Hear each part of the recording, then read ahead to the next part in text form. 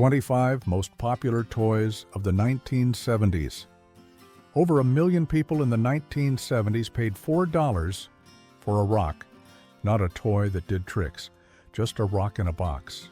And somehow, we loved it. Do you remember the thrill of pulling a Stretch Armstrong until he almost snapped? Or the sound of Simon yelling at you with every wrong move? If you were a kid back then, these toys weren't just playthings. They were your world. They shaped your afternoons, your friendships, and maybe even your personality. Let's take a walk back through the aisles of childhood, the toys that defined a generation starting now. Nerf Ball. Remember when the best part of recess was seeing who could hurl a Nerf ball the hardest without getting detention? In 1970, Hasbro claimed it was safe to throw at babies and grandparents. And somehow that ridiculous line worked. Over 4 million sold that first year. But let's be honest, we didn't buy it to be safe. We bought it to raise some harmless chaos. Every school had that one kid who smuggled a Nerf ball into class, and suddenly the back row turned into a war zone. At home, it bounced off your little brother, your dad's recliner, maybe even a lamp, and you still didn't get grounded. That soft, squishy orange ball wasn't just foam. It was permission to go wild indoors. It made living rooms feel like stadiums and hallways like end zones. Before tablets, before smartphones, this was our indoor entertainment. Did your Nerf survive more than a week? Or did you accidentally test its limits like the rest of us? Next up is a toy that didn't just test limits, it tested your brain. And it wasn't nearly as forgiving. Atari. Back in '77, if someone in your neighborhood had an Atari, you knew about it. $200 was a lot. Felt like only the rich kids got one. That's nearly $800 today. Most of us didn't have one, but we knew someone who did. And that kid instantly became the most popular kid on the block. The graphics were simple, the games were basic, but it didn't matter. Whether it was Pong, Space Invaders, or Combat, Atari felt like magic. For the first time, we weren't watching the screen. We were in it. I remember sitting cross-legged on the shag carpet, waiting my turn with the joystick, praying the rich kid's mom didn't call it homework time. Atari didn't just change playtime, it changed everything. It opened the door to a digital future we didn't even know we were stepping into. So, did you have one? Or were you like me, stuck playing Mattel Football and pretending it was just as good? Speaking of buttons and patterns, the next toy didn't plug into a TV, but it still made our brains light up. Simon. Did Simon ever make you feel like a genius, and then an absolute failure, all in the span of 10 seconds? That's the magic and the madness of this glowing little mind game. Released in 1978, Simon was loud, flashy, and totally addictive. Just 4 buttons: red, yellow, green, blue. But once the pattern started, your heart did too. Red, blue, green, red, yellow. Wait, was it yellow? Miss one, and the whole thing would buzz in your face like it was laughing at you. This wasn't just a game. This was a full-blown memory showdown, especially at sleepovers. And if you nailed 10 in a row, instant playground legend. But what made Simon unforgettable wasn't just the challenge. It was the fact that everyone played it. Kids, parents, even your uncle who hated electronics, tried it once and got hooked. To me, Simon was the first time a toy didn't just entertain, it tested you. And somehow, we kept coming back for more. Now, if Simon pushed your brain, the next toy did the exact opposite. It didn't test your mind, it grossed it out. Slime. Slime didn't just look gross, it was gross. And that's exactly why we loved it. Packaged in a tiny neon green trash can, this oozy green goop hit toy aisles in 1976 and somehow became the most disgusting thing every kid had to own. It oozed, it plopped, it smelled weird, perfect. We hid it in pencil cases, dropped it on the couch by accident. Some even used it to fake a cold or create the world's most dramatic sneeze. And parents? They absolutely hated it. Get that disgusting thing out of my carpet. Not on the dog again. But the more they complained, the more we loved it. Because slime wasn't just gross. It was rebellion in a can. It dried out fast. It picked up every hair and crumb in the house. But for those glorious 2 days before it turned into a crusty blob, it was magic. Today's kids have slime too, but we had the original, the dangerous kind. Do you remember how yours ended up? Down the vent? In your brother's hair? If slime was messy, our next toy was the opposite. Clean, magnetic, and oddly satisfying. Stretch Armstrong. Stretch Armstrong wasn't just a toy. You tested him. Pull his arms, pull his legs, tie him between 2 chairs and wait. Everyone said he could stretch 4 feet wide and snap back like nothing happened. Yeah, until you pushed him a little too far. And let's be honest, we all did. At some point, every kid got curious. What's inside this guy? Then came the scissors, the slow leak, the sticky mess of gooey corn syrup everywhere. But before he burst, he was incredible. That tan, muscular figure with blonde hair looked like a superhero, until you stretched him across the hallway like a human slingshot. He felt indestructible, and that's exactly why we had to prove he wasn't. Parents hated the mess, but deep down, they understood. Stretch Armstrong was about temptation, and the universal truth that kids always want to know what's under the surface. So, did yours survive? Or did you cut him open too? Now from sticky guts to snapping colors, the next toy wasn't about stretching, it was about solving. Speak and spell. Ever have a toy talk back to you, for real? Not a voice from your parents, not a TV jingle, a toy, in your hands, telling you to spell elephant. Speak and Spell came out in 1978, and for a lot of us, it was the first time plastic ever spoke, without a person pulling a string. That robotic Texas drawl? Unforgettable. Kind of helpful, kind of creepy. It felt like magic. A toy that taught you things, corrected your spelling, even scolded you a little. But let's be honest, half the fun was trying to make it say something weird. And sure, it was educational, but it also felt like the future had arrived, and maybe moved into your bedroom. Some kids loved it, others unplugged it at night because the voice freaked them out. Me, I was torn between learning and wanting to take the batteries out. How about you? Did you ace the spelling or try to make it say dirty words? Now from voice to silence, our next toy didn't talk, but it twisted your brain in total silence. Rubik's Cube. How many of us actually solved the Rubik's Cube without peeling off the stickers? Be honest. Invented in 1974 by a Hungarian professor, it wasn't meant to be a toy. It was a model to explain 3D geometry, but by the late 70s, it had become the ultimate brain teaser. For most of us, it was more like a colorful cube of quiet shame. You'd twist and turn, get one side done, and then everything fell apart again. Some kids memorized algorithms, others gave up after 10 minutes. And then there were the rebels, who popped the pieces out or peeled off the stickers just to win. And you know what? No judgment. Because the Rubik's Cube wasn't just about solving, it was about wanting to solve it, about believing you could, even if your solution was a little creative. So tell me, did you crack it the right way? Or did your cube lose a few stickers along the way? Next up is a toy that didn't twist your brain but made you feel truly bionic. Pet rock.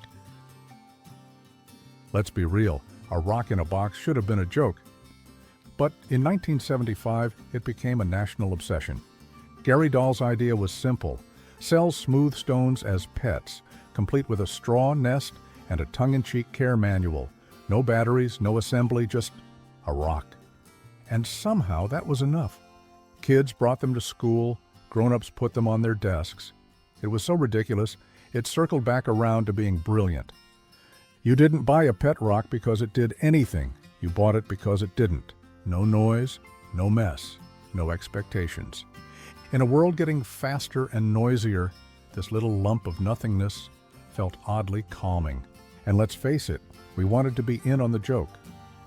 Owning one made you part of a weird, wonderful club that spanned coast to coast. Still got yours in the original box? Coming up, from rocks that did nothing to plastic sheets that shrank into pocket-sized art, let's talk about Shrinky Dinks. Shrinky Dinks. If you ever crouched by the oven window watching a wobbly sheet of plastic curl into a tiny charm, you know the magic of Shrinky Dinks. Born from a Boy Scout craft project in 1973, these kits let kids draw on thin plastic, cut out their designs, and then pop. Watch them shrink in the heat like something out of a cartoon. No batteries, no instructions, just imagination, scissors, and Mom's oven. And somehow, that made it better. There was something hypnotic about that moment it curled. You'd hold your breath hoping it didn't stick to itself or melt into a blob. And when it worked, you'd made something, really made it. We turned them into backpack charms, keychains, necklaces, even fridge art. They weren't perfect, but they were ours. Shrinky Dinks were a reminder that the best toys didn't come finished in a box. They came to life in your hands. Now, from curling plastic to wobbly eggs, let's talk about the toy that never stayed down, Weebles. Weebles didn't flash or beep or break. They just wobbled, and that was enough. They looked like little eggs that just wouldn't quit. You could knock them, tip them, even shove a school book on top, and somehow they'd wiggle their way back up like nothing ever touched them. As kids, we couldn't explain why that felt so good, but it did. There was something comforting about a toy that couldn't fall down. When everything else in the world was out of your control, Weebles kept standing. My little sister had a whole family of them. She'd carry them in a shoebox, whisper little secrets to each one, and get genuinely upset if one rolled under the couch.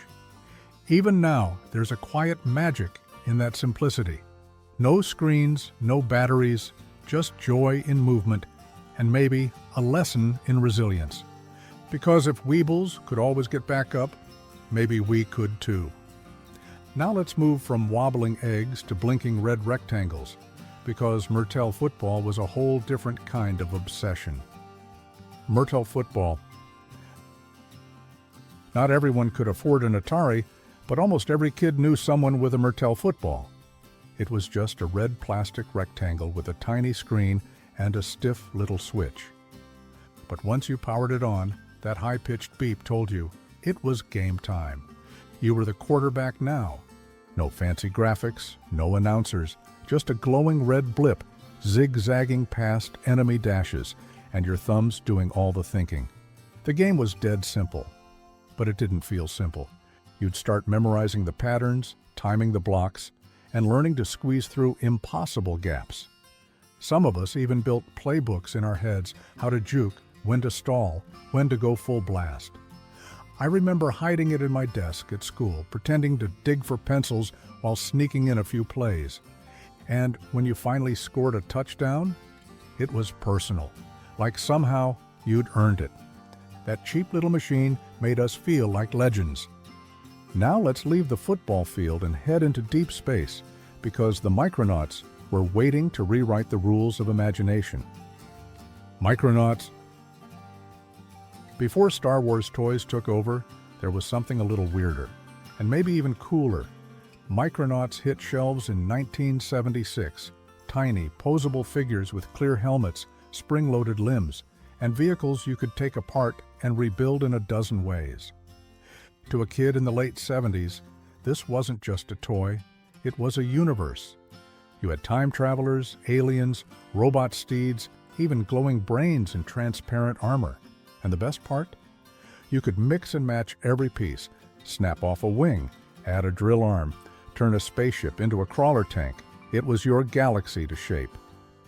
I still remember building a Micronaut base out of old shoeboxes, making sound effects with my mouth, and giving each figure a ridiculous voice.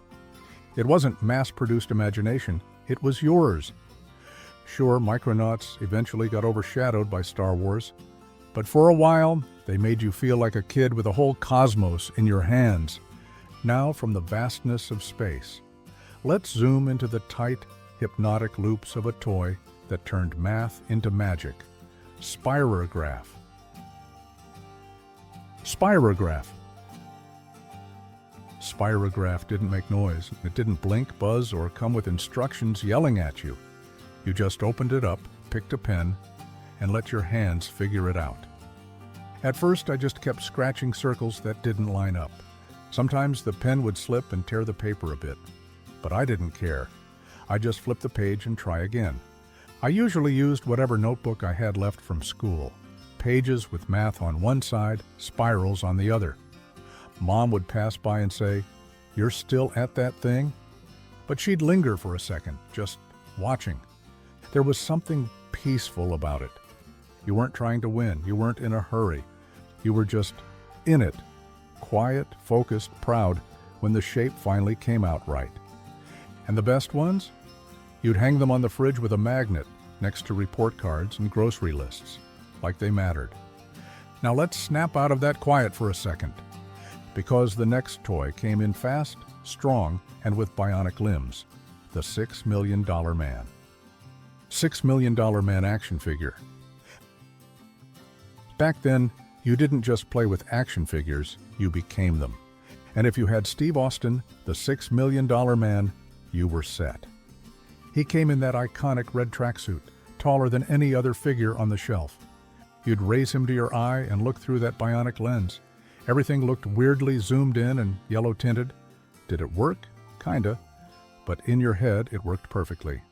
His arm had this rubber skin you could roll back to reveal bionic parts underneath. Some versions even had a button that let him lift heavy stuff, though usually it was just the kitchen salt shaker. But the best part? He didn't just stand there. You'd launch him off the couch in slow motion, make the sound effects with your mouth, duh, na, na, na, and crash him into pillows like it was a stunt gone wrong. It wasn't just playtime. It was your own action movie, right in the living room. Now, if action heroes ruled the floor, board games ruled the table. Let's slow things down again with the satisfying click of Connect 4. Connect 4? This one didn't need batteries, it didn't talk. But if you had siblings, it started wars. Connect 4 showed up in homes sometime in the late 70s, and it was instantly part of every family night.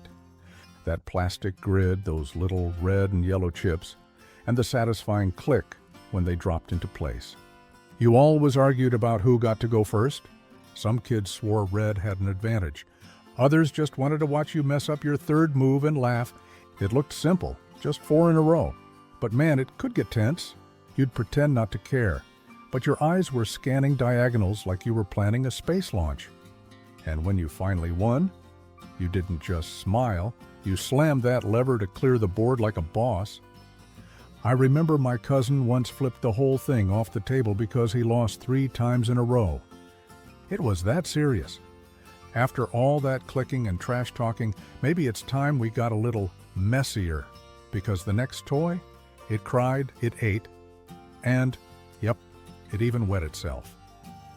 Baby alive? If you were a little girl in the 70s, there's a good chance this doll was your first baby. Baby Alive didn't just sit there looking cute. She ate, she drank, and yep, she peed. Hasbro really went all in. You'd mix those little powder packets into a cup, feed it to her with a tiny spoon, and wait. Half the time, it leaked everywhere. But to you, it felt real. You'd pat her back like a real baby, rock her in your arms, and even try to change her diaper without making a mess. It was messy. It was unpredictable, and that's why you loved it. I remember my cousin bringing hers to every sleepover, like she couldn't leave the house without her baby. It wasn't just a toy. It was your first taste of responsibility. And you took it seriously. Sure, today's dolls cry and blink and even connect to apps. But back then, Baby Alive was cutting edge. And in your hands, she felt like the real deal. Now let's go from pretend parenting to space fantasy because Star Wars was about to change toy shelves forever. Star Wars figures. When Star Wars hit theaters in '77, it didn't just change movies, it changed what kids dreamed about. We didn't want to be cowboys or astronauts anymore. We wanted to be Jedi. But here's the wild part. When the movie blew up, the toys weren't ready. So kids got these cardboard early bird certificate kits from Kenner, promises that someday they'd get Luke, Leia, Chewie, and R2. We waited months. Some kids framed their certificates, others carried them like treasure. And when the figures finally arrived, it felt like Christmas came twice. They were small, stiff, and barely posable. But we didn't care. We made epic battles across kitchen tables and backyard dirt piles. I knew a kid who buried his Boba Fett to rescue him later. Then forgot where he put it. Still talks about it. If you were lucky enough to own that first run of figures, you held something millions wanted. And if you kept them in the box, you might be sitting on a small fortune today. But if Star Wars let us imagine galaxies far, far away, the next toy brought the thrill crashing down to earth on 2 wheels and pure guts. Evel Knievel is next. Evel Knievel Stunt Cycle. Every boy in the neighborhood wanted one, and every mom in America regretted it. The Evel Knievel Stunt Cycle wasn't just a toy, it was a missile with a plastic man strapped to it. You'd crank that red launcher as fast as you could, let it rip, and watch Evel shoot across the room, straight into walls, furniture, or your sister's foot. The crashes were the best part. Sometimes he'd flip 5 times and keep going. Other times, his head popped off, but we didn't care. We taped him up and tried again. He wasn't just some action figure. He was a real guy we saw on TV, jumping over buses and crashing in front of millions. And in our minds, we were him. I once tried to ride my bike like Evel. Didn't end well, but man, it felt epic for 3 seconds. From busted furniture to bruised knees, this toy was total chaos. So let's slow things down and grab a pen, because the next toy turned doodling into something magical. Magna Doodle. There was something so satisfying about it. Draw whatever you wanted, no mess, no limits. And when you were done, slide that bar across, and boom, gone. Magna Doodle was like a magic sketch pad. It didn't need batteries, it didn't beep or flash, but it kept you busy for hours. I remember lying on the carpet, pen in hand, tongue sticking out while I tried to draw a decent dog, or maybe a race car.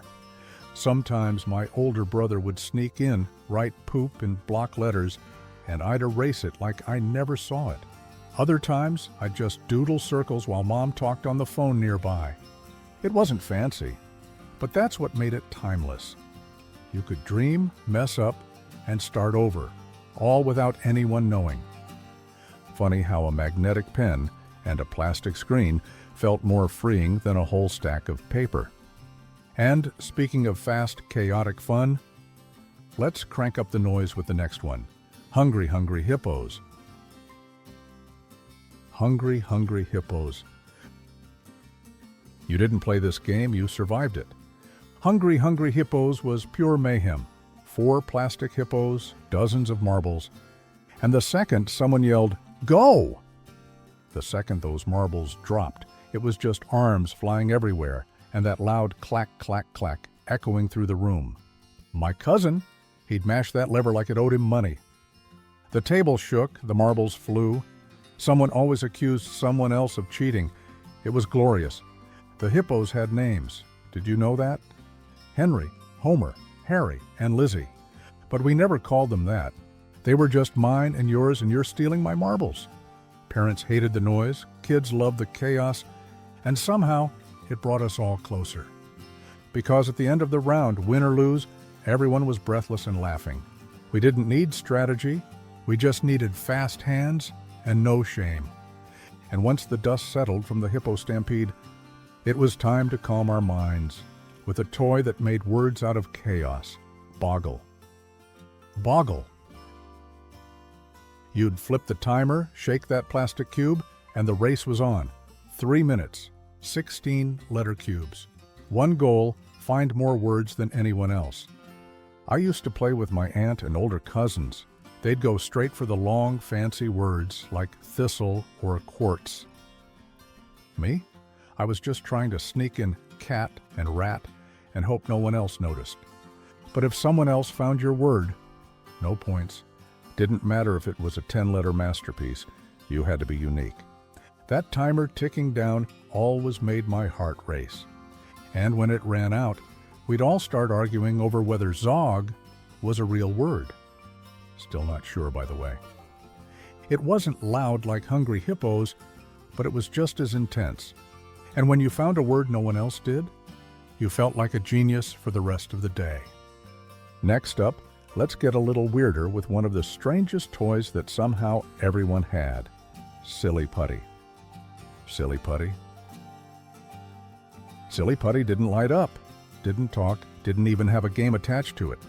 But somehow, we played with it for hours.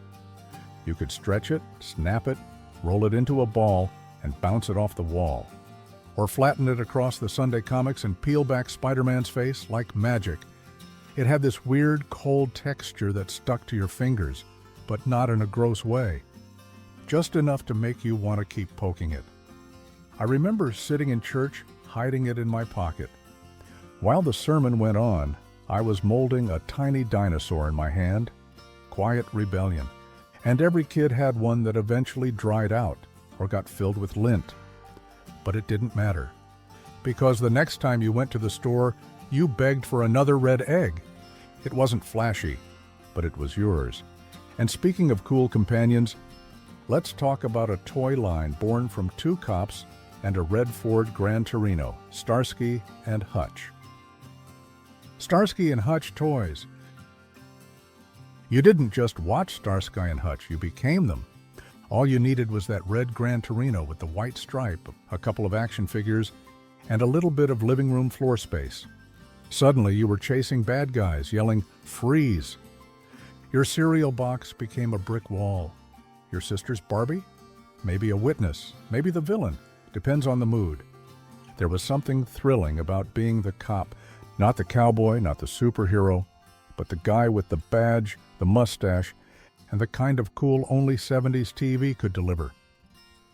I remember skidding the Torino under the coffee table, making that tire screech sound with my mouth. Then, diving behind the couch for cover, the show made you feel like justice always had a chance. And the toys? They let you bring that feeling to life. But while these toys played out gritty street drama, the next ones took center stage. Bright lights, flashy outfits, and all. Sonny and Cher dolls. Sonny and Cher dolls. Some kids wanted to be doctors. Others wanted to be astronauts. But a lot of little girls in the 70s, they wanted to be Cher. The Sonny and Cher dolls weren't just toys. They were a stage, a spotlight, a dream in plastic form. Cher came with outfits that shimmered, sequins that caught the light, and hair that flowed longer than any other doll out there. She looked like she could rule the world, and honestly, she kind of did. You'd spend hours dressing her, lining up fans on the edge of your bed, maybe making Sonny hold the mic or carry her bags. He was sweet, but let's be honest, Cher was the star. It wasn't just playtime, it was rehearsals, performances, encores. You didn't need tickets to the Sonny and Cher show. You ran it right from your bedroom floor, and when the curtains finally closed on your imaginary concert, there was still one last magic act left, complete with lights, sugar, and childhood dreams. Easy Bake Oven. Easy Bake Oven and friends. It didn't matter that the oven ran on a light bulb, or that the cakes were the size of a cracker. To us, it was the real deal. I remember one Saturday standing on a step stool, measuring water with the precision of a surgeon. My best friend was in charge of sprinkles. We argued over whether it was done. I said, 5 more minutes, she said, just smell it. The moment you pulled that little pan out, steam fogged the plastic window, and the whole kitchen smelled like chocolate hope. Half the time it stuck to the sides, and we had to scrape it out with a toothpick.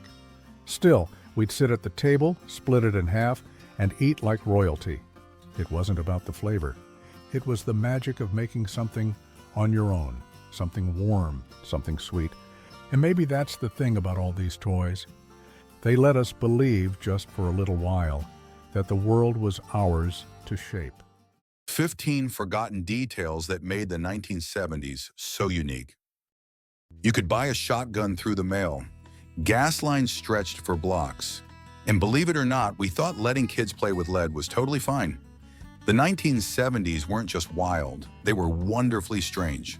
From exploding cars to shag carpets you had to rake like a lawn, it was a decade full of details you almost can't believe were real. But here's the thing, we didn't just survive it, we loved it. So what made the 70s so unforgettable, so bizarre, and so us? Let's take a trip back and uncover 15 forgotten things that truly made the 1970s one of a kind. You didn't need a license, a background check, or even a trip to the store. All you needed was the Sears catalog and a few bucks. Right there between lawnmowers and typewriters, you could order a .22 rifle, a shotgun, or even a revolver, and have it delivered to your doorstep. No adult supervision required. Back then, a teenage boy flipping through pages of firearms was just another Saturday afternoon. Some families even wrapped them up as Christmas gifts. It sounds wild now, but it was all part of a culture that treated guns like just another household tool, no more serious than a power drill. But the 1970s weren't just about what you could buy, they were about what you couldn't find, like gas. And when the pumps ran dry, that's when things really started to unravel. Lines at gas stations weren't just long, they were chaos. Some folks waited 3 hours only to be turned away when the pumps ran dry. To control the madness, cities introduced the odd-even rule. If your license plate ended in an odd number, you could only buy gas on odd-numbered days. Tempers flared. Fistfights broke out. People brought lawn chairs, thermoses, even radios, just to survive the wait. And if you ran out of gas midline, you pushed. Looking back, it felt like the world was running on fumes. But somehow, through all that frustration, we found a strange sense of togetherness. And speaking of things that looked fine until they exploded, let's talk about the Ford Pinto. It looked like the perfect little car for the times, affordable, compact, and stylish. But under that shiny exterior was a fatal flaw. The gas tank was placed so poorly that a low-speed rear-end collision could cause the car to burst into flames. Ford knew. Internal memos revealed they calculated it was cheaper to settle lawsuits than fix the design. Over 20 people died. Many more were burned. And yet, people kept driving them. If you or someone you knew ever owned a Pinto, tell us what you remember in the comments. Did it feel safe, or were you just hoping not to get tapped from behind? Because in the 70s, safety wasn't always the priority, especially when leaded gasoline was still king. We rolled the windows down, turned up the AM radio, and breathed in poison. Back then, leaded gasoline was in nearly every car, pumping toxic fumes into the air with every mile. The science was already raising red flags, but the oil and auto industries pushed back hard. Children absorbed it faster than adults. Studies later linked it to lower IQ, hyperactivity, even violent behavior. And yet we had no clue. We just knew our engines purred smoother with high-octane leaded. Gas stations proudly advertised "contains lead" like it was a selling point. And for a while, it was. Of course, if you think breathing in lead was bad, wait until you hear where people used to smoke without a second thought. There was always a cloud of smoke in the air, and somehow it just felt normal. Ashtrays were on every table, even in doctors' offices and family diners. You'd walk into a room and the scent of a fresh cigarette would hit you before the hello. We didn't think twice about it. Your dad might light one up in the car with the windows rolled, and no one complained, not even the kids in the back seat. That was just how life was. Looking back, the smell clung to everything: coats, curtains, even school books. But in a strange way, that smell still brings memories flooding back. And speaking of memories, do you remember collecting green stamps with Mom, one book at a time? Every grocery trip came with a bonus: a handful of S&H green stamps, sticky and full of promise. Mom would pull out that thick stamp book from the kitchen drawer, carefully licking and pressing each one onto the pages. It took weeks, sometimes months, to fill a book. But oh, the joy of finally flipping through the catalog, pointing to a new toaster, blender, or folding chair like it was treasure. Sometimes we'd ride the bus together just to visit the redemption center. No rush, no scrolling, just time with Mom and a sense of earning something real. It may seem simple now, but back then, saving stamps felt like building dreams, one square at a time. Long before Facebook, we had our own way of staying connected: the CB radio. It sat right on the dash with a long antenna and a mic that made you feel important just holding it. Everyone had a handle, a fun nickname like Midnight Cowboy or Sunflower Mama. You'd say things like 10-4 good buddy or what's your 20? And it felt like you were part of a secret club. Truckers used it to warn each other about speed traps. Teenagers used it to flirt, joke, and feel like they had a voice. It was raw, unfiltered, and full of life. And when the signal came through, crackly but clear, it felt like magic. That kind of connection, we didn't scroll for it. We tuned in. Back in the 70s, kids didn't need TikTok to rebel. They had wacky packages. These sticker cards took well-known products and twisted them into hilarious parodies. Crust instead of crest, or Gadzuka instead of bazooka. We'd trade them at school, stick them on lunchboxes, trapper keepers, bedroom doors, anywhere we weren't supposed to. It felt a little sneaky, a little smart, and a lot of fun. It was our way of saying we see what the grown-ups are selling, and we're not buying it. They were gross, clever, and completely addicting. And for a few cents a pack, you got a laugh, a collectible, and a weird little slice of childhood that still makes us smile today. It started with a single blip, a tiny square bouncing back and forth on a black screen. Pong didn't look like much, but the moment you turned that dial and hit the ball, you were hooked. Then came Space Invaders, bright, buzzing, and relentless. We crowded into arcades, skating rinks, and pizza joints, pumping in quarters just to keep those aliens from landing. It wasn't just a game, it was competition. Your initials on the leaderboard meant you ruled the room. And suddenly the screen had power. It drew us in, thrilled us, kept us coming back. Today's kids tap and swipe. But back then, we twisted knobs, mashed buttons, and lost ourselves one quarter at a time. Before reality TV became loud, scripted, and over the top, there was something quiet, honest. In 1973, PBS aired An American Family, and nothing on television had ever felt so real. Cameras followed the Loud family through dinners, arguments, moments of silence, and moments that cut deep. We saw divorce unfold in real time. We saw a son come out as gay on national television. That was unheard of. It wasn't flashy, but it made millions stop and look at their own living rooms a little differently. For many, it was the first time TV reflected life. Not a fantasy, not a performance, just life. And in a decade filled with bright lights and loud sounds, this quiet show left one of the deepest echoes. The 70s had a texture, and it was fuzzy. Shag carpets were everywhere, in every color you can imagine. Deep orange in the den, avocado green in the hallway, mustard yellow in the bedroom. You didn't walk on them, you sank into them. And if you dropped a Lego, good luck finding it. We even had a special rake to comb the carpet fluffing it up like a pet before company came over. And the fuzz didn't stop at the floor. Long hair, sideburns, mustaches, big beards. It was the golden age of grooming gone wild. Looking back, it was warm, cozy, and a little ridiculous, but honestly, we wouldn't have had it any other way. Getting in shape in the 70s didn't mean lifting weights. It meant standing still and letting the machine do the work. Everyone knew someone who had one, that big buzzing belt you'd strap around your waist. It jiggled, it wobbled, it made a racket, but we were told it would melt the fat right off.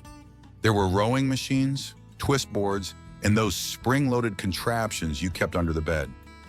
TV ads promised results with just 10 minutes a day, and we believed it, because why not? Looking back, it was part workout, part theater, and all charm. We might laugh now, but there was something sweet about how hard we tried, without ever breaking a sweat. In 1971, the gates opened, and magic became real.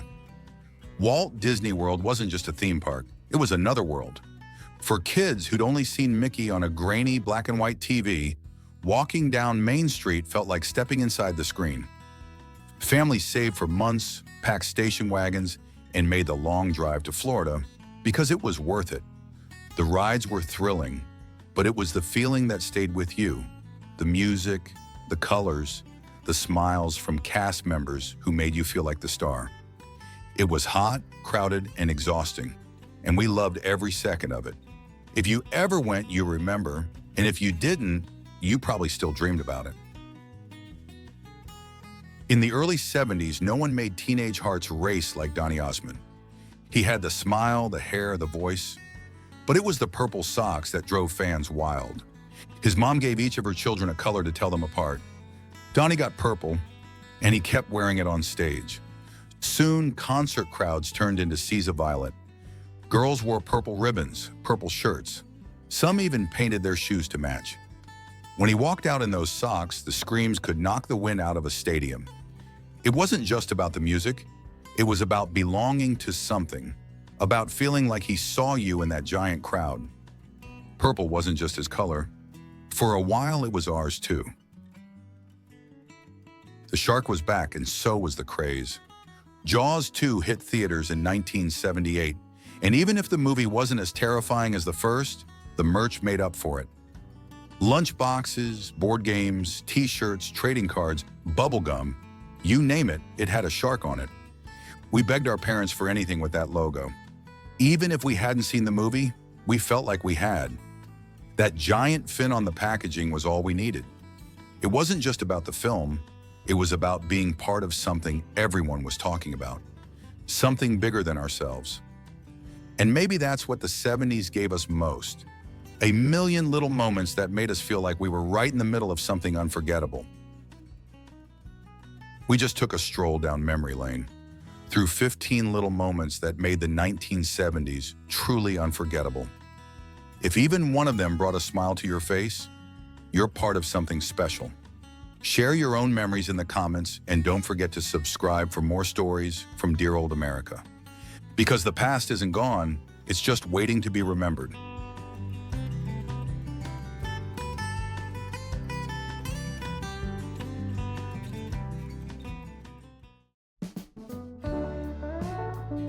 "15 things illegal now, but normal in 1970s.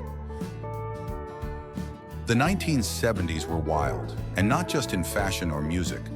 It was a time when personal freedom reigned supreme, and safety regulations, well, they hadn't quite caught up. From parenting to partying, many things we now consider reckless or even illegal were just part of everyday life. Let's take a look back at 15 things that were perfectly normal in the 70s, but would definitely get you into trouble today.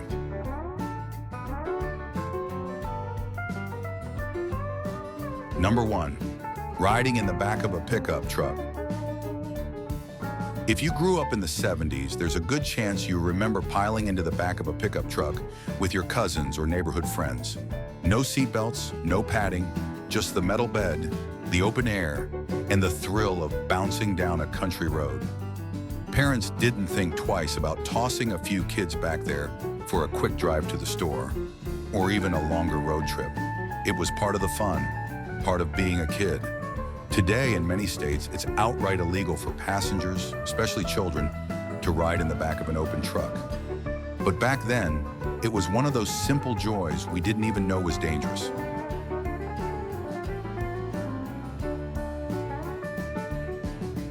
Number 2, smoking in hospitals. It sounds unthinkable today, but in the 1970s, hospitals weren't smoke-free zones. They were just another place people lit up. Doctors smoked during consultations, nurses puffed away in lounges, and visitors could light a cigarette right in a patient's room. Some hospitals even had ashtrays in waiting areas and smoking sections in the cafeteria. Cigarette machines weren't just for bars, they stood in hospital hallways. Back then, the health risks of smoking were just becoming widely known. But old habits died hard. Today, with strict no-smoking laws and awareness of secondhand smoke, the very idea of lighting up in a hospital feels shocking. But in the 70s, it was business as usual, just part of the smoky air of everyday life.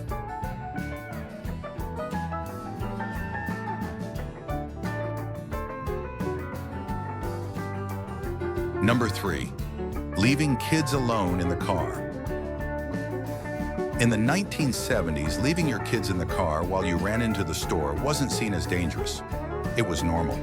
Parents would crack the windows, toss the kids a snack or a toy, and disappear into the supermarket or bank. Sometimes they'd even leave the keys in the ignition. No one called the police. No one thought it was neglect. It was just how things were done. Kids waited patiently or not, fiddling with the radio, climbing into the front seat, or playing with the glove box. Today, leaving a child unattended in a vehicle can lead to serious legal trouble. But back then, it was considered practical parenting, not a criminal offense.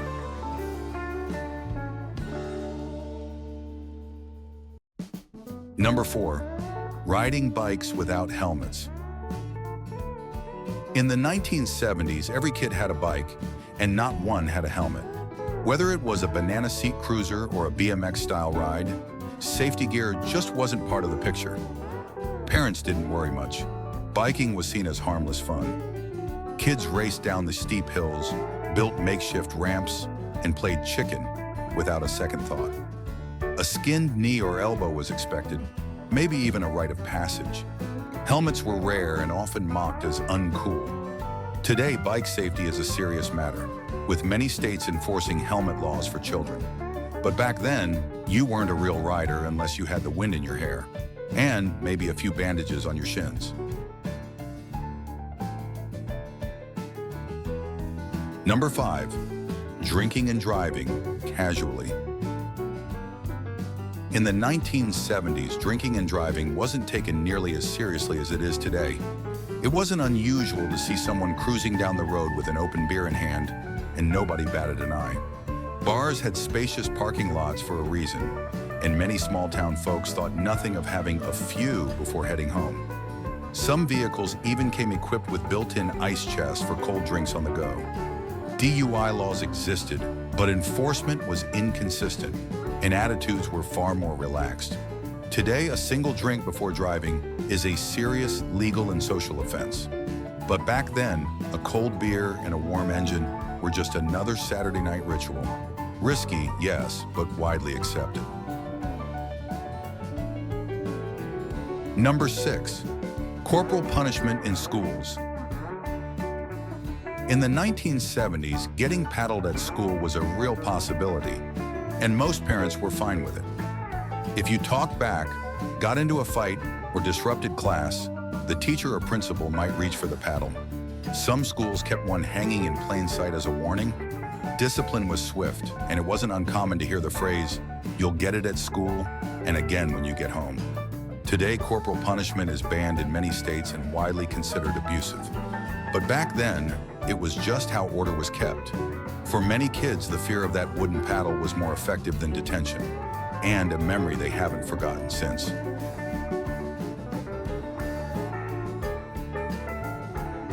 Number 7, no car seats for young children. Strap a baby into a 5-point harness today, and you're following the law. But in the 1970s, most kids didn't even have a car seat.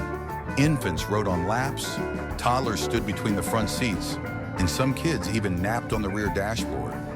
Car seats, if used at all, were often flimsy and meant more for comfort than safety. Seatbelt laws were still years away in many states, and backseat safety wasn't on anyone's mind.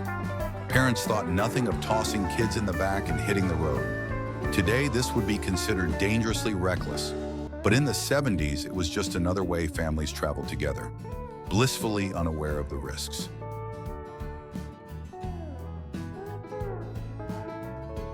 Number 8, burning trash in the backyard. In the 1970s, many households didn't wait for garbage pickup. They just burned their trash out back. Metal barrels, known as burn barrels, were a common sight behind garages or sheds. Paper, food wrappers, even plastics went up in smoke, often filling the neighborhood with that unmistakable smell of burning garbage. It was seen as practical and cost-saving, especially in rural or unincorporated areas. There were no strict regulations, no environmental warnings, and definitely no recycling bins. Today, backyard burning is banned in most places due to air pollution and fire hazards. But in the 70s, the sight of smoke rising from a neighbor's yard was as normal as mowing the lawn.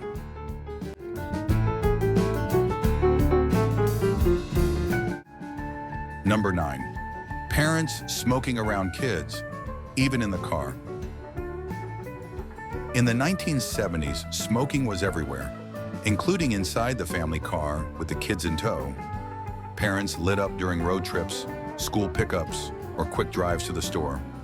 Ashtrays came built into every door and dashboard, and no one gave a second thought to the cloud of smoke drifting into the back seat. Babies and toddlers rode along, breathing it all in, windows barely cracked. Today, smoking in a car with children is banned in many states and widely viewed as harmful and irresponsible.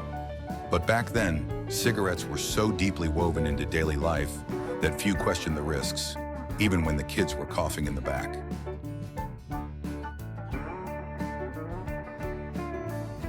Number 10, fireworks in the neighborhood streets. Come summertime in the 1970s, especially around the 4th of July, neighborhood streets lit up with backyard fireworks.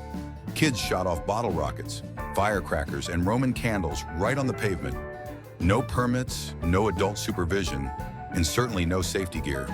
The louder and brighter, the better. Neighbors would gather to watch homemade shows, sometimes with a grill going and music blasting from a boombox. Minor burns and backyard fires were shrugged off as part of the fun. Today, most states regulate or ban personal fireworks, and police patrols enforce it. But in the 70s, the streets were your launch pad, and every kid was a part-time pyrotechnician.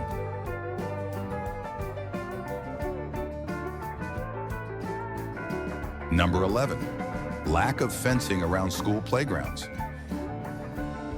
In the 1970s, school playgrounds were wide open. No fences, no locked gates, just a sea of kids running free, sometimes right up to the edge of a busy street.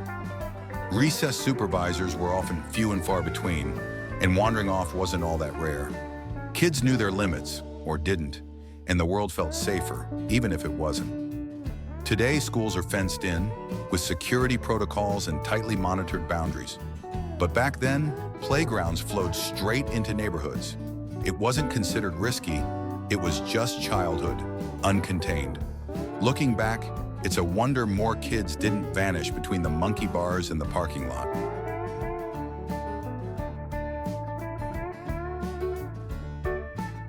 Number 12, playing with lawn darts, jarts.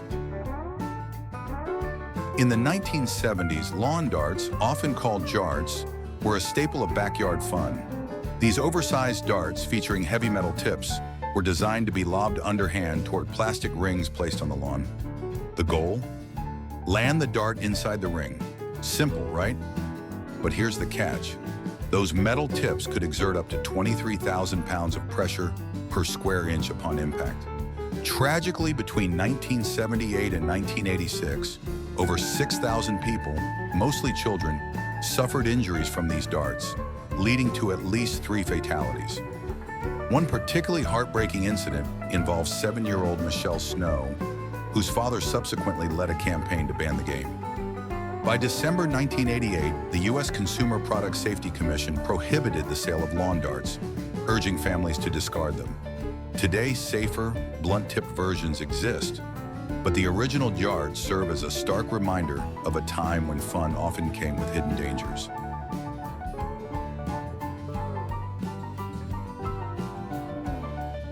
Number 13. Playing with realistic toy guns. In the 1970s, toy guns were a staple of childhood play. Cap guns, modeled after real firearms, produced loud pops and smoke, making games of cops and robbers thrillingly lifelike.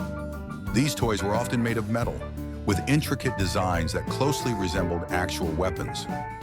Children would holster them in plastic belts, emulating their favorite TV cowboys or action heroes. However, the realistic appearance of these toys led to growing safety concerns. By the late 80s, regulations mandated bright colors or orange tips to distinguish toy guns from real ones.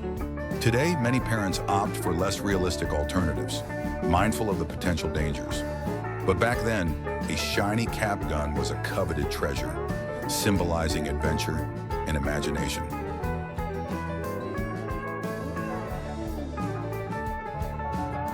Number 14. No seatbelts in the back seat. In the 1970s, seatbelts were more of a suggestion than a rule, especially in the back seat. Most kids didn't buckle up, and many cars didn't even have rear seatbelts installed. On long road trips, kids sprawled out across the bench seat, laid down to nap, or climbed into the cargo area of the family station wagon. Seatbelt laws wouldn't be widely enforced until the mid-1880s, and for many families, the idea of strapping in a child seemed unnecessary. Today, not wearing a seatbelt, especially in the back, is illegal in most states. But back then, freedom of movement and a little sibling wrestling in the back seat was just part of the ride.